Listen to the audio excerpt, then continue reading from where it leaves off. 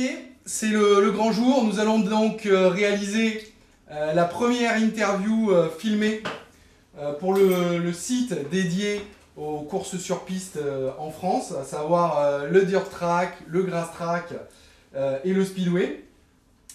Donc j'adresse mes salutations à tous les fans de ce sport. Et j'espère que vous allez passer un bon moment, aussi agréable que nous, lorsque vous allez regarder ce premier entretien. Donc j'en profite pour remercier Denis Morier à la réalisation vidéo, qui tient une page Facebook depuis plusieurs années et qui fait des vidéos sur des courses et des entraînements en France, qui suit parfois les pilotes français sur des courses à l'étranger, et qui nous permet donc de suivre assez régulièrement en direct des événements. Donc merci à lui. Il était là par exemple à la finale européenne par paire de Speedway à Mâcon cette année. L'année dernière, il nous avait envoyé des vidéos de la finale des championnats du monde, de la Youth Cup, donc la coupe des championnats du monde des enfants, qui se déroulait en Allemagne. Donc voilà, un grand merci à lui pour son accompagnement dans cette démarche de vidéo filmée. Donc ça, c'était une petite introduction. Alors aujourd'hui, pour cette première vidéo,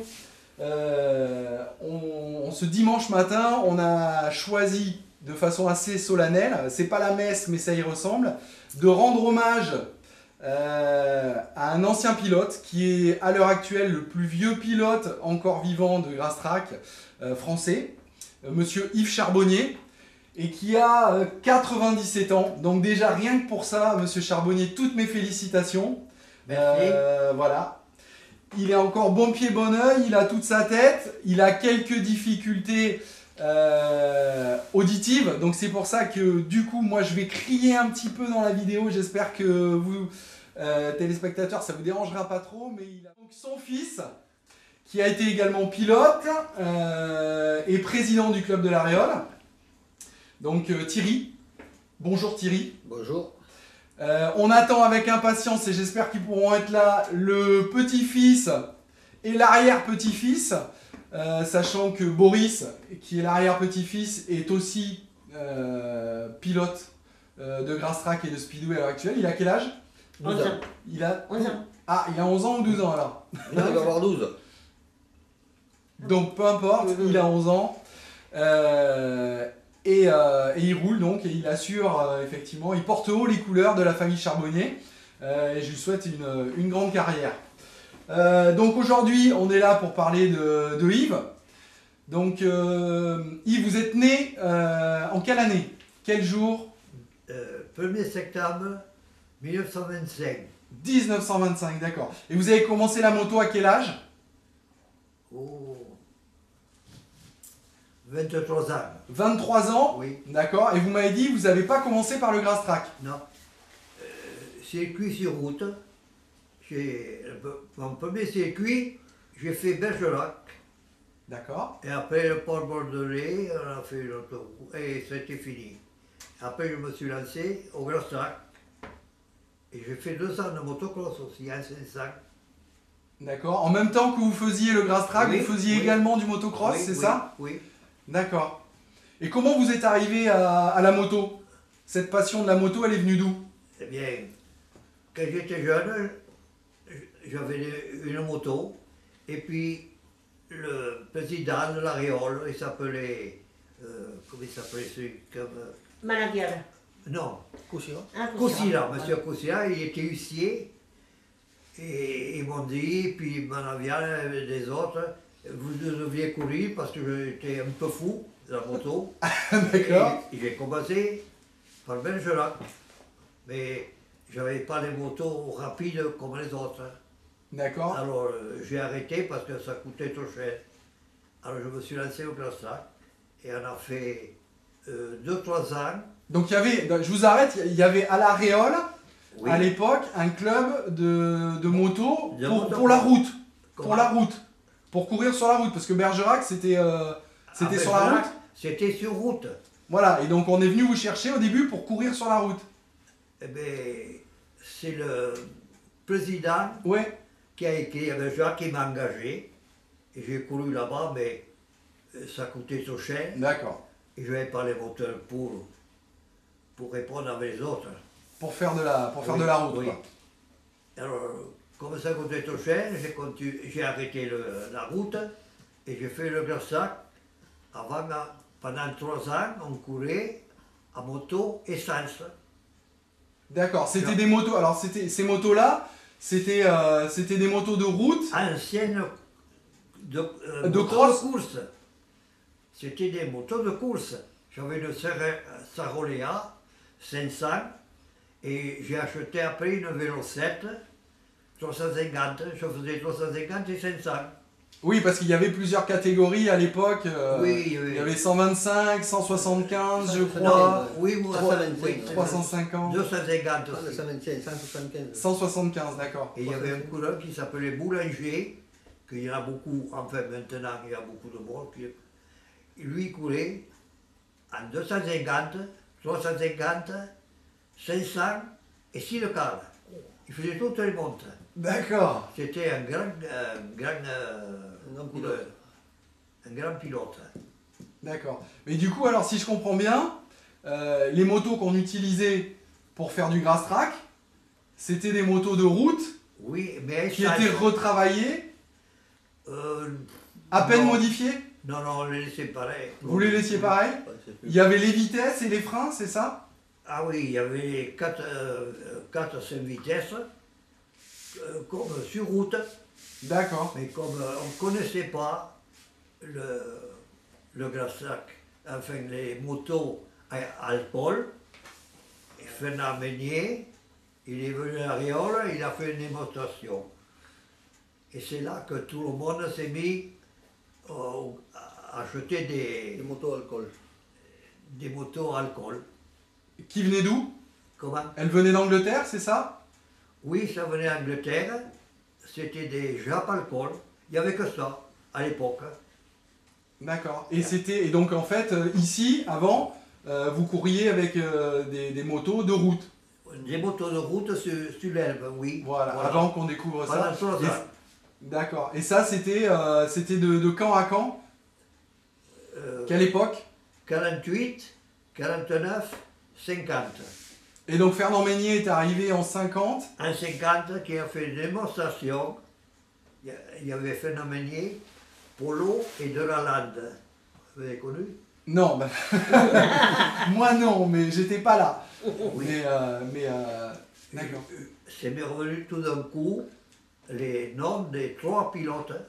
Et ça, donc pour l'anecdote, en fait, du coup, ces gens-là sont des pilotes en fait de dirt track, ce qu'on appelle les Oui, courses ils de faisaient dirt track. Ils faisaient des courses en cendré. Et donc c'était des pistes, en gros, il y en avait à Paris et à Marseille Oui. à cette époque-là. C'était au c'était des- vélodrome, non? Voilà, c'est ça. C'était des pistes en cendré Oui. qui avaient à l'intérieur des vélodromes. Mais c'était pas du ciment.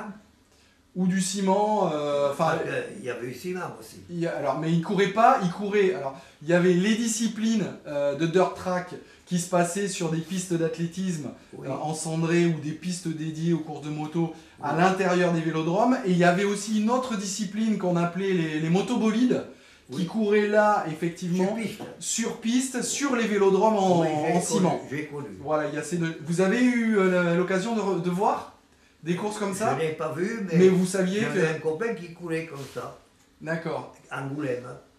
d'accord. Il s'appelait Thomas. Je ne me rappelle pas le prénom. Et il faisait les pistes. Et après, il faisait du Versailles. Et il a acheté un jappe alcool. Mais il n'était pas adapté comme la piste en ciment. D'accord. Il était champion, oui.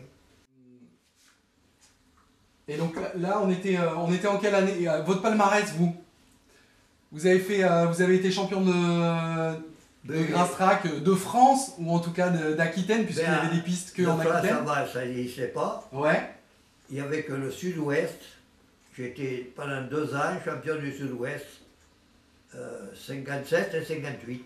d'accord. Et à l'époque, il y avait combien de pistes dans le sud-ouest? Vous faisiez combien de courses par an? Oh, il y en avait au moins 20 en France. D'accord. Il y en a eu même davantage. Oui, on en a recensé de nombreuses. Il y avait un Mais paquet. à Allez, bon, l'époque, une vingtaine de courses dans le sud-ouest. Et vous sortiez du sud-ouest à l'époque ou pas du tout? on allait un peu partout en France. Hein. D'accord, vous avez couru où en France? Je me rappelle plus beaucoup, mais Mais déjà dans le nord, dans le sud, comment dans le nord, dans le sud, dans l'est, l'ouest? Oui, il y en avait une dans le nord, Dans le nord? enfin même deux, mais je ne me rappelle plus. D'accord. Je ne m'en souviens plus. Ou même le champion du monde, il s'appelait Campbell, il a, une fois l'aréole, il a mis un tour, presque un tour d'avance. Il était très très très fort. Il s'appelait Lépine, L'épine. oui. D'accord. Et il a monté des motos, et moi j'en faisais partie, et des motos très légères, et c'est là que j'ai gagné pas mal de courses. Ah donc il s'est mis à fabriquer en fait ses propres motos, ce champion. Oui, oui, oui, c'est Voilà. lui qui les construisait. D'accord. Et vous, vous en avez acheté une? Oui, Et quand du coup- il a arrêté, il m'en a vendu une, et j'ai couru jusqu'au temps qu'elle soit cassée, D'accord. et je l'ai cassée en deux à Auch. À Auch? Oui, on était au départ, et la moto s'est partagée à deux, et les motos me passaient de chaque côté, je me rappelle. Hein. Je n'avais pas. Ce moment, j'étais un peu assommé, Ouais. et après, ça allait, et le soir même, Zabian, j'avais le mollet, j'avais une grosse déchirure. D'accord. Il a fallu m'appeler à 11h, me coudre. Je m'étais ouvert le mollet. D'accord. C'est le cadre qui est cassé au ras de la fourche et le guidon est parti et d'un côté la moto de l'autre Ah oui. et moi avec. D'accord. Et à l'époque, est-ce qu'il y avait des coureurs étrangers qui Oui, couraient avec vous? oui, oui, oui. oui, Vous oui. vous souvenez de champions Oui, qui oui, couraient oui, contre oui. vous? Oui, oui. Vous avez des noms? Jacob. Il y avait Tatou. Les autres, bon. Jacob. Et, Jacob. ah oui, et l'Allemand, Jacob. Philippe. Et il y avait Philippe, Kemper, euh, Hofmeister. Hofmeister. Il y avait Seidel. C'était des coureurs allemands qui étaient très, très, très forts. Il y avait Fallen. Ah, mais Fallen, c'est suédois. Il y avait Fallen, mais c'était un coureur suédois qui était Il était bon, hein. très fort. Donc déjà dans les années 50, il y avait pas mal de coureurs étrangers Oui, qui oui. venaient courir. Et du coup, est-ce que c'était bien payé? Parce que c'était quand même un sport à l'époque qui était très risqué. Les pilotes étrangers se déplaçaient jusque dans le sud-ouest. Ah, Il ben devait oui. quand même y avoir quelques primes à gagner, Ah, non? lui, il était bien payé, oui, lui. Les Français, pas trop.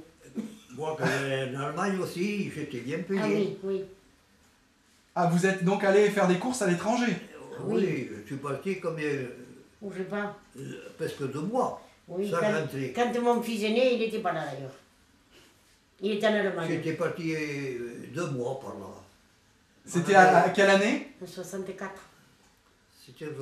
Ah, peut-être. Ça- Ici, en 64, Ouais. je suis né. Avec Raymond Sor. Oui, oui. D'accord, avec Raymond Sor. Oui. Et donc pendant 2 mois, vous avez tracé la route en Europe? Eh Oui. bien, on était logés à motoclub de Bremen. Le président, il nous a logés là. Il y avait des lits et on restait là, au motoclub. Ah, et pendant 2 mois, vous avez fait des courses, Pas mais tout que à fait là-bas. 2 mois, 1 mois et demi. 1 mois et demi, mais que là-bas, vous avez fait des courses. Tous les dimanches et sur semaine.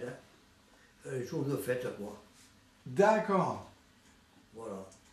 Ah, mais et ça a dû être une aventure, ça, non? Comment? Ça a dû être une aventure. Ah oui, ah oui. Il n'y avait pas que les motos, hein. Il n'y avait pas que les motos, il a dit. Ah! Ouais, je dois avoir les frères et sœurs avant. Et j'ai couru aussi à Teterhof. Ah, vous avez fait Tétéro? Vous Oui. connaissez? Bien sûr. La C'est une piste. course mythique. Elle est comme ça. Vous avez couru à Tétéro? Oui. Oh, mais extraordinaire. C'est là que j'ai connu un coureur qui est venu me parler. Il s'appelait Jacob. Il est venu après la course. Mais je dis, mais tu es français, toi? Je croyais qu'il était à Paris. Mais il dit, non, je suis allemand. Je dis, tu as le même accent que nous. Je crois qu'il est mort. Mais il me dit, j'ai fait mes études à Paris. J'ai fait ma première course en motocross à Albis. C'est moi D'accord. qui ai ouvert la piste parce qu'ils faisaient du gastac. Et une année après, il a dit, pendant un certain temps, et à une époque, il a dit, on va faire un motocross. Ils ont fait une piste et nous, on en a essayé avec un coureur de Bordeaux qui s'appelait comment? D'ailleurs, j'ai acheté sa machine en 500, ce coureur. Il avait Fouquet. Non, Non. on fait n'importe. Non, je ne vais pas te dire non. C'est moi qui ai ouvert la piste. Qui a inauguré. Qui a inauguré à Arbis. Voilà. D'accord. Et là, j'étais pas habitué. Je fais troisième à la première fois. On était 6 au départ. Et pour revenir au Grass Track, votre meilleur souvenir, c'est quoi? Votre meilleur souvenir en Grass Track? Je le vois pas, hein. Il y en a eu beaucoup? Comment? Il y a eu beaucoup de bons moments alors? L'Allemagne pendant 2 mois. Ça reste mémorable, me semble-t-il. Il y a des fois, c'était pas très bon souvenir, parce qu'il y avait un copain, il voulait tout gagner. Et quand je gagnais devant lui, il était en colère. On a dit qu'il venait fou, il bavait. Tellement qu'il était en colère. Raymond Il Sor. s'appelait Raymond Sor. Ah d'accord. Et après, la course, on était grand copain. D'ailleurs, je faisais des déplacements avec lui en Allemagne. On se partageait les frais. C'est même lui le parrain de ma fille, la dernière. Son mauvais souvenir, il a eu un accident à l'aréole. Ah oui, Le guidon, 25 points là. Le guidon qui est rentré dans le ventre. Je sais Oui, pas quelle ils lui année. ont enlevé j'ai couru la là rate. pour la première fois en 500 alcool. C'était en 51 et en 52 à l'Aréole, au village de la ferme qu'on appelait Angot.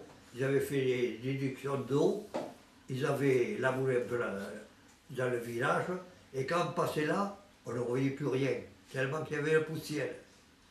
Et il y en a un qui est tombé, c'était l'épine, et il est tombé à 6 là. Et moi, j'ai fait 2 mois d'hôpital, j'ai eu le bassin éclaté, et j'ai fait le magie interne et extérieure. Ah d'accord, sacrée anecdote, oui. Comment? Je dis sacrée anecdote. Ah oui. Oui. Et là, je courais, je tenais ma 350 et j'ai tombé. Et j'ai rentré dans une machine qui était par terre. Et après, il y en est tombé 4 autres. J'étais troisième. Et il est rentré après 3 autres par derrière. Ah oui d'accord. Et vous partiez à combien à l'époque? On était 9 au départ, 9 au départ. Eh oui. à l'Aréole. Et il est tombé à 6. Et il y en avait combien sur les 9 qui arrivaient au bout des 4 tours? Parce que la mécanique était pas très fiable à l'époque, non? On faisait 4 tours, 4 tours. Oui, mais combien il y en a arrivé sur 9? Tous? Oh, mais il y a des fois qu'on Oui. arrivait tous. Oui, voilà. Mais là, à 6 de moins, il n'y en avait plus que 3. Mais là, ils arrêtent à la manche. Là. Si, d'ailleurs, On s'est retrouvés 3 ou 4 à l'hôpital. il faut les ambulances. Hein. Et c'était Souvenir. pas- J'ai une question. Est-ce que vous vous souvenez de la venue en 61 du champion du monde Ove Funding?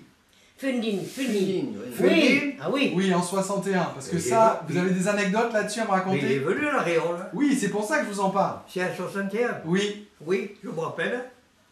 Je me rappelle. Et je le connaissais bien de vue. D'accord. Et un jour, il y avait un speedway.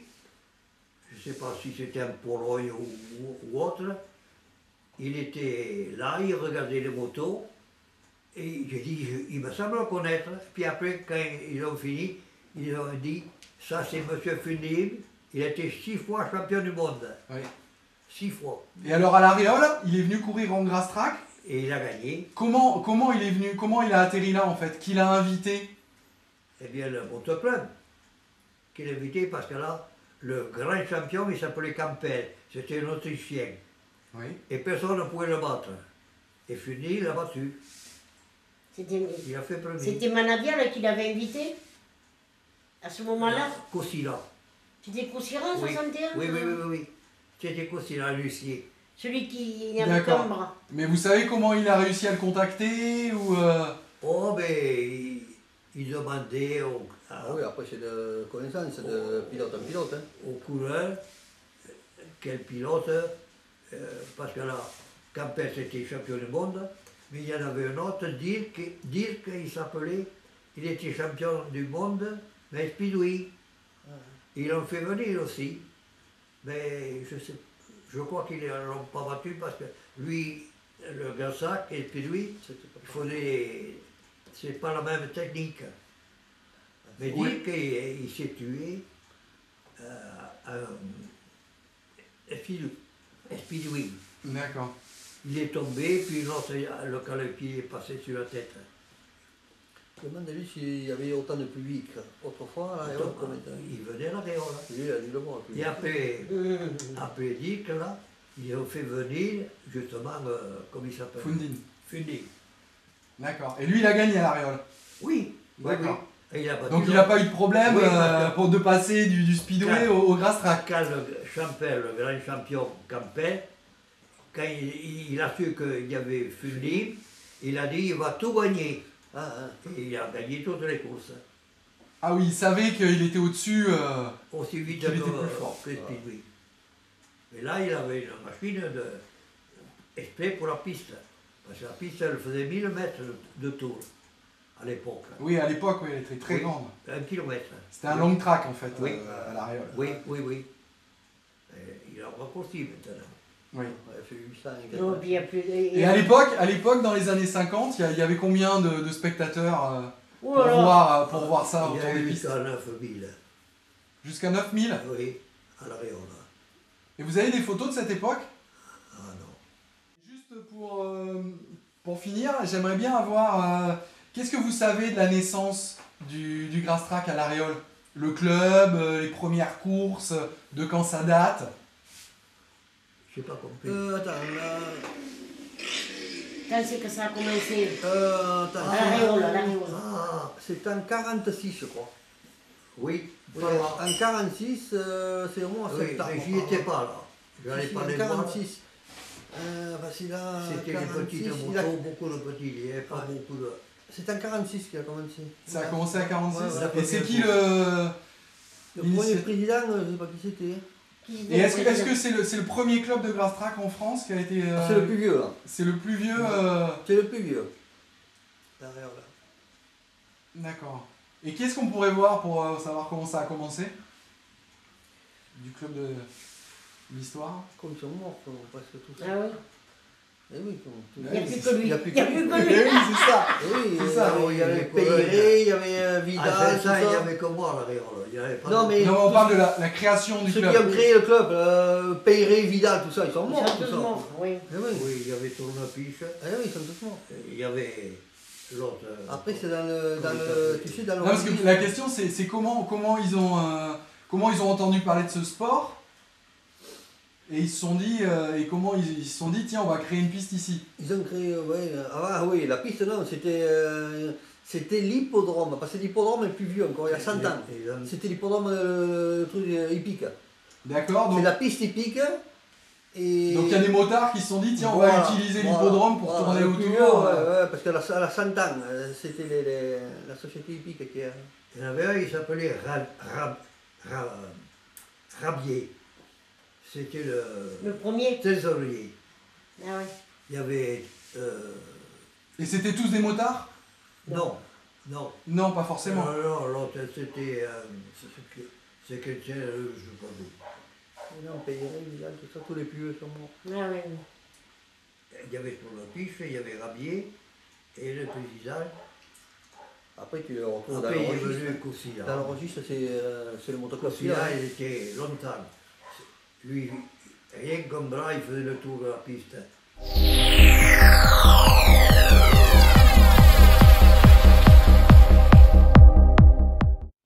Bon alors on va reprendre l'interview qu'on avait commencé tout à l'heure parce que on a eu la chance et on n'y croyait plus de réunir donc les 4 générations de cette grande famille du Grastrac qui est la famille Charbonnier. Donc on avait commencé à interviewer Yves qui est donc en gros l'arrière-grand-père de Boris qui nous a rejoint, qui est le petit dernier et qui lui-même est pilote. Boris, tu as quel âge? Moi j'ai 11 ans. D'accord. Et tu as commencé la moto comment? Est-ce que tu as commencé directement par le speedway, le grass track? Oui. Tu t'es dit c'est ça que je veux faire? T'as pas Ah, essayé par exemple comme ton arrière-grand-père le motocross ou Si, j'en faisais un peu, mais du coup, vu que j'en regardais des courses depuis que j'étais tout petit, ça m'a plu et j'ai essayé, du coup, j'en fais depuis que je suis petit. D'accord. Et le fait de... Est-ce que tu as déjà vu par exemple des photos de ton arrière-grand-père? Oui. D'accord. C'était une sacrée époque, non? C'était complètement différent. Et donc on a Mickaël aussi, le papa qui nous a rejoint. Toi Mickaël, tu as déjà essayé Non, pas du tout. Jamais. Non, pas du tout. Et qu'est-ce qui a fait que malgré le fait que toi t'aies pas essayé, tu t'es dit je vais proposer à mon fils, c'est quand même toi qui l'as emmené aux courses, Oui, j'imagine. on a toujours baigné dans la moto. Nous. On allait voir toutes les courses du coin, on a toujours baigné dans la moto. D'accord. Et donc on n'a pas eu l'occasion aussi, c'est vrai, de parler tout à l'heure de la carrière de Thierry. Donc toi tu as été pilote aussi. 89 à 90. De 80, donc 2 saisons tu as fait. Pourquoi tu as arrêté? J'ai gagné trop d'argent. D'accord. Non, ça coûtait trop cher. Ça coûtait trop cher, ouais. C'est un sport. J'ai voulu me faire plaisir, c'est tout. D'accord. Mais ça t'a plu? Oh, mais T'as oui, aimé Ça fait 40, plus de 40 ans que je les suis. D'accord. Oui, parce qu'après, hein, du coup, tu as pris la présidence du club de l'Ariole. En 2003. Jusqu'en 2014. Donc tu as été 11 ans président de club, d'accord, par passion pour ce sport. Et en 2 ans, tu as quand même réussi à garder des souvenirs, des séquelles physiques. Raconte-nous un peu. Oh, il y a des accidents, hein. Moïse, Saint-Macaire, du plâtre. Voilà. La vie classique d'un pilote. D'accord. Et toi, ça te fait pas peur, par exemple, Boris? Moi, Parce que c'est quand même un sport, effectivement, où on chute beaucoup. Où tu vois, bon, même maintenant, s'il y a effectivement beaucoup plus de protection, à la fois sur les pistes et pour les pilotes, il y a quand même toujours le risque de la chute. Est-ce que quand tu es sur ta moto, tu y penses ou pas du tout? non, du tout, je me concentre et au contraire, plus tu y penses, plus c'est sûr que la chute va arriver. Mais il faut essayer de se concentrer et pas y penser. D'accord. Dans ta catégorie d'âge à l'heure actuelle, tu cours avec quel cylindrée là? Une 125. Une 125? Et dans ta catégorie d'âge, vous êtes combien de pilotes à l'heure actuelle? 3. 3 jeunes pilotes. D'accord. Et vous voulez tous en faire. Est-ce que vous voulez en faire votre métier par exemple? Est-ce que dans un des 3, il y en a un qui est vraiment décidé à se dire je veux devenir pilote professionnel? Je sais pas du tout, peut-être un, oui. Qui? Tu penses à qui? Mathis Saint-Barry, peut-être, je sais pas. Mathis, d'accord. Je sais pas. Et toi, tu aimerais bien être pilote professionnel? Je sais pas encore, je vais un peu plus réfléchir, mais après je sais pas. Parce que tu sais que c'est quand même une sacrée vie. Tu vois, par exemple, tu as l'exemple de David Bellego, qui est notre champion français, ou Dimitri Berger. C'est une vie de nomade en quelque sorte, dans la mesure où tu es sans arrêt avec le camion, à parcourir l'Europe entière, à prendre l'avion, aller d'un pays à un autre. C'est pas que le plaisir de courir sur la piste. Il y a vraiment, c'est une vie très particulière. Tu te rends compte de ça ou tu n'y penses pas plus que ça? Non, ça va. Donc, durant ta présidence à l'Aréole, en 2004, de 2004 à 2013, donc, il y a eu des modifications, il y a eu l'arrivée de la piste de Speedway ou elle est arrivée après? Elle est arrivée après. Vous en parliez déjà à l'époque? Oui, mais moi je voulais pas. Pourquoi tu voulais pas? Parce que ça marche pas. Il le voyait bien que ça ne marche pas. D'accord. Toi, tu es un pro grass track, tu penses que... Je suis né dans la grass track. Tu penses que, voilà, on est dans une terre de grass track Oui. et que... Et d'ailleurs, il n'y a plus de grass track. Oui, bon, ça, c'est des circonstances, effectivement. Non, mais l'aréole, c'est un mythe. C'est une grande piste et c'est ça qui est joli. Voilà, c'était la plus belle piste. C'est la- Oui, c'était un long track. C'est un long track et c'est Historiquement. Voilà. L'aréole, c'est pour ça. Tu vas voir pour voir de la vitesse. Voilà, c'est ça, c'était de la vitesse. Voilà. Et là, il y a Moi, je me rappelle, on allait voir pour. Ça allait vite. Hein, Oui, parce qu'effectivement, ce que tu veux dire, c'est que sur les longues pistes, du coup, quand tu arrives en bout de ligne droite, tu peux être à 120, 130, et tu attaques le virage sans frein à 120, 130 km/h. Et effectivement, du coup, la vitesse là rajoute une sensation. En Mais plus, au-delà de la bagarre. À parler avec quelques pilotes, c'est pas parce que tu vas vite que c'est plus dangereux. C'est pas parce que tu vas plus vite que c'est plus dangereux. D'accord. L'aréole, c'était ça. On y allait, c'était pour voir de la vitesse. De la vitesse, ouais. Les gens, ils venaient pour ça. Ah oui, oui. Oui, c'est à 1050 mètres. 1050 mètres. Quand il roulait, lui. Et à l'Allemagne, elle faisait 2 km 50. 2 km 50. Quelle piste? 50 mètres de largeur. Quelle piste? Quelle piste? À Gotha. Gotha. Gotha. C'est occupé par les Russes. D'accord. Et du coup, c'était quoi? C'était le nord de l'Allemagne? Oui, un peu, oui. On a passé par Berlin. Ah oui, donc c'était le nord-est, c'était le nord-est de l'Allemagne. Oui. On a passé devant Berlin pour aller à Gotha. Et après, au retour, on est parti de là-bas avec le Hollandais qu'on le suivait. On a passé entre les mers qui coupent pour la Hollande. Ils ont fait, Une route sur la mer, oui, c'est ça? sur la mer. Et ça raccourcissait de 100 km. D'accord. Toi, t'es déjà, Boris, allé voir des courses à l'étranger? Non, pas encore. Des courses de grass track ou... Non. Et toi, Mickaël, t'as eu l'occasion d'aller à l'étranger? Oui, oui. T'as vu quoi? Oh, la plus belle, c'était Cardiff, je pense. Un Grand Prix. Ah, en speedway, Ouais. d'accord. Ouais, ouais. Et en long track ou en grass track, t'as vu des choses à l'étranger? Non. Et toi, Thierry, t'as eu l'occasion de bouger à l'étranger, Je voir suis allé à Muldorf, Ersheim, Vechta. Je suis allé en Hollande. Je suis allé en Angleterre. D'accord, un grand fan. Ah oui, on n'était pas foutu depuis l'âge de 16 ans. Ça fait 42 ans que je suis ça. 42 ans, d'accord. Je savais. Et tu m'as dit notamment que tu suivais avec enthousiasme Philippe Berger, Berger. qui pour nous, effectivement, ça représente la grande époque du grass track en France. C'est le meilleur de tous les temps pour moi. C'est le plus D'accord. fort. D'accord. Même s'il n'a jamais eu de titre? Même s'il n'a jamais eu le titre, c'est le plus fort de tous les Français. D'accord, avec le pilotage, avec un sacré pilotage. Mais c'était à l'époque où on y allait, nous, mais S'il y c'était avait surtout, des titres, il passait. c'était surtout que quand tu arrivais par exemple sur une course à Marmande, sur 18 pilotes, tu en avais 12 qui pouvaient gagner. Voilà. Là, maintenant, tu y vas, tu te donnes la finale avant de. Voilà, c'est ça. Tu sais à peu près qui va gagner. Oui, tu sais à peu près. Mais, Là, avant, tu savais pas qui c'était. Tu avais des Whig, des Berger, Gustafsson, Doncaster. Oui, là, c'était. Oui. On y allait pour ça d'ailleurs. Ouais, c'était une sacrée époque, effectivement, il y avait de les sacrés porteurs, employades. Berger, c'est les années 90. 90. Ouais. Voilà. Voilà. Et toi, tu t'as pas connu tout ça, Boris? Tout le monde te parle de ça. Tu vois, toi, parce que toi, par exemple, en gros, la quasi-totalité des entraînements que tu fais, c'est sur des pistes de speedway. Donc toi, en gros, tu seras la première génération, quasi 100% speedway, et tu vas très peu connaître, en gros, le grass track. Est-ce que tu as une moto de grass? Oui. D'accord, mais tu fais quand même beaucoup plus de speedway, parce qu'effectivement, c'est plus pratique. Parce que les pistes sont ouvertes aux entraînements quasi tout l'hiver. C'est ça. Mais Que le revêtement est plus facile à remettre en place que... Ils préfèrent le gas track sur l'herbe que le speedway. Ah déjà, effectivement. Ah oui. Pourquoi? Je sais pas, déjà c'est beaucoup plus amusant que.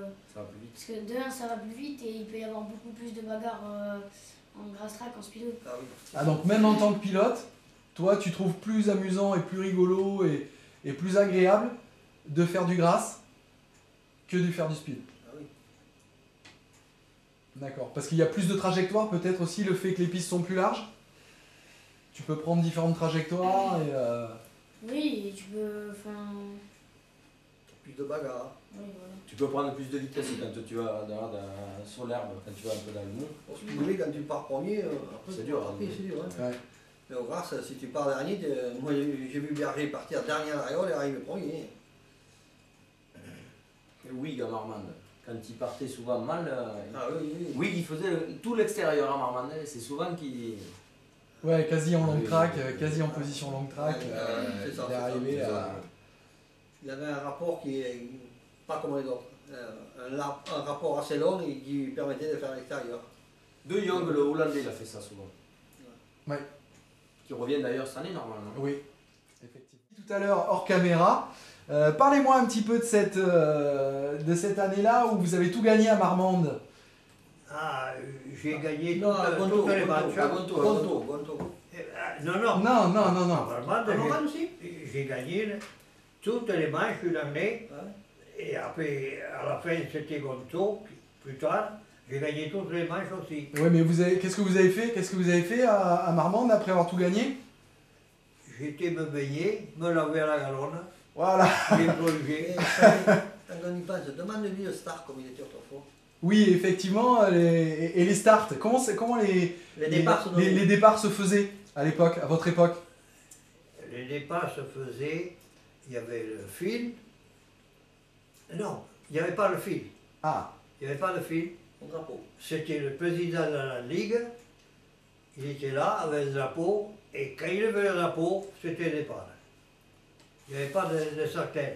d'accord, ah oui, c'est arrivé après. Oui, on était tous là, la ligne là. Il y avait quand même qu'une seule ligne? Ah oui, oui, oui. Si on n'était pas trop à l'avance, ils nous faisaient reculer ou avancer. Non, mais il y avait plusieurs lignes. Vous partez à. Non, à l'Ariole, une. Mais quand j'ai connu à Gotha, il y avait deux lignes. On était 33 au départ. Donc c'était des pistes. C'est celle-là qui faisait 2 km, Oui. un peu plus de 2 km. 2 km 50. D'accord. Et vous partiez à 33 pilotes Oui. et il y avait plusieurs lignes de départ. Oui, deux. Deux lignes, mais alors, grandes, hein. On devait faire 15. Et vous faisiez quand même 4 tours ou vous faisiez 4 tours. 4 tours? Oui, oui, oui. D'accord, c'était une version Ah, un ça- peu différente. Il y avait. Et ça, c'était en quelle année? C'était en 60, je crois. D'accord. Et vous étiez encore avec les motos de route ou vous aviez les jappes là? Non, déjà.